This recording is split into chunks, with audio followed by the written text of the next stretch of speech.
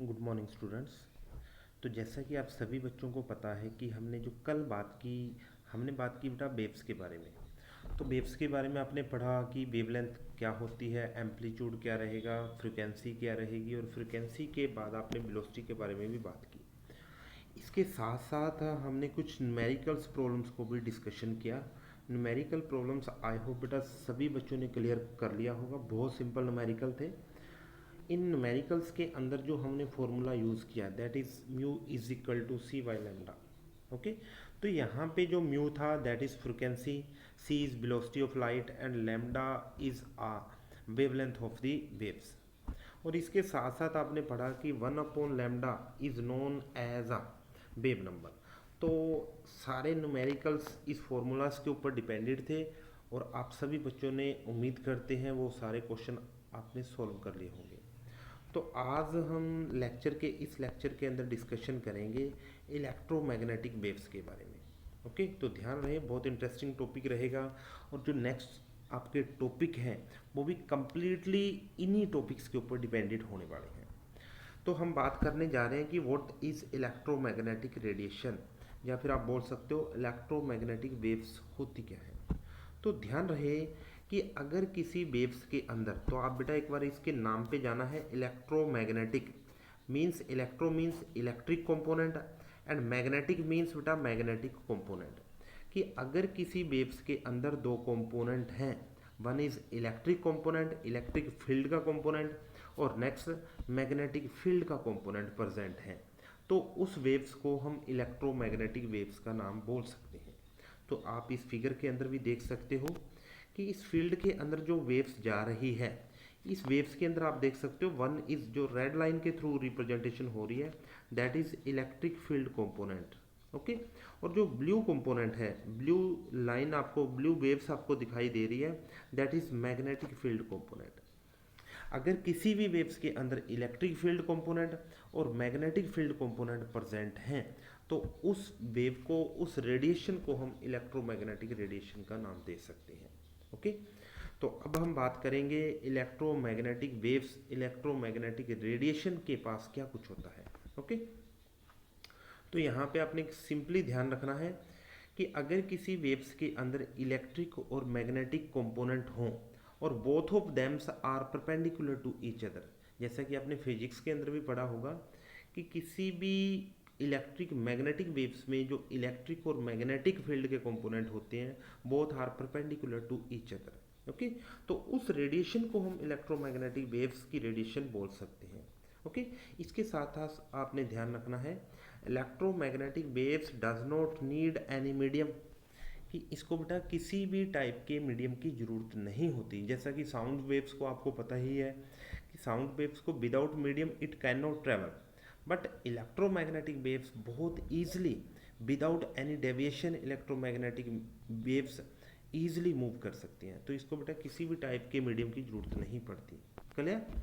इसके बाद ध्यान रखना है जो नेक्स्ट प्रॉपर्टी रहेगी इलेक्ट्रोमैग्नेटिक वेव्स की, वो ये रहेगी कि इलेक्ट्रोमैग्नेटिक वेव्स की जो स्पीड होती है that is equal to the velocity of the light. ध्यान रहे बेटा, इलेक्ट्रोमैग्नेटिक वेव्स की जो स्पीड होती है, जो वेलोसिटी होती है, that is equal to the velocity of the light. और वेलोसिटी ऑफ लाइट आप सभी बच्चों को पता होगा 3 × 10⁸ मीटर पर सेकेंड होती है। ओके, क्लियर है। तो हमने अभी तक पढ़ा इलेक्ट्रोमैग्नेटिक वेव्स के पास दो कंपोनेंट होते हैं, one is electric component, next is magnetic component, both are perpendicular to each other. Second आपने पढ़ा इलेक्ट्रोमैग्नेटिक वेव्स को किसी भी टाइप के मीडियम की ज़रूरत नहीं होती।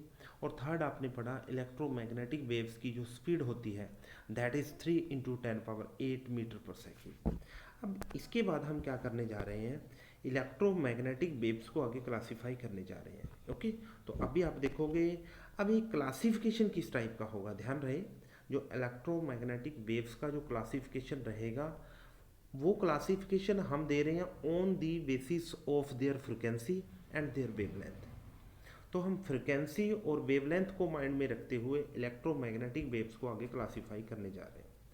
तो आपने इस स्पेक्ट्रम को देखना है, तो यहाँ पे बहुत इजीली क्लियर हो जाएगा आपको।